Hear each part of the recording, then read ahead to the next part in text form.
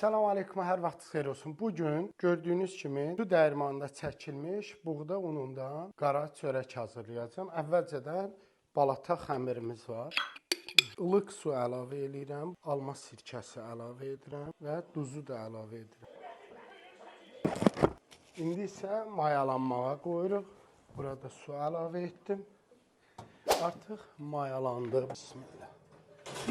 Təbii su dəyirmanında üyüdülən buğda kəpəyi ilə birlikdə qalır. Bu o deməkdir ki, unun tərkibində taxılın bütün dəyəri, ruşein, kəpək və endosperm qorunur. Belə undan bişirilən çörək adi ağ undan fərqli olaraq həm bədənə enerji verir, həm də müalicəvi təsirə malikdir. Faydalarına gəldikdə isə həzm sistemini gücləndirir, qəbizliyinin qarşısını alır, qanı təmizləyir, xolesterini azaldır. Orqanizmdə şəkər birdən-birə qalxmasının qarşısını alır, uzun müddətli toxluq hissi yaradır.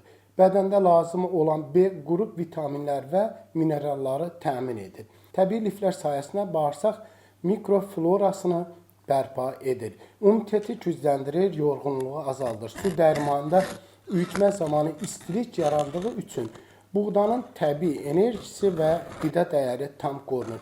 Belə undan bişirilən çörək insanı doyuran deyil, bəsləyən çörəkdir.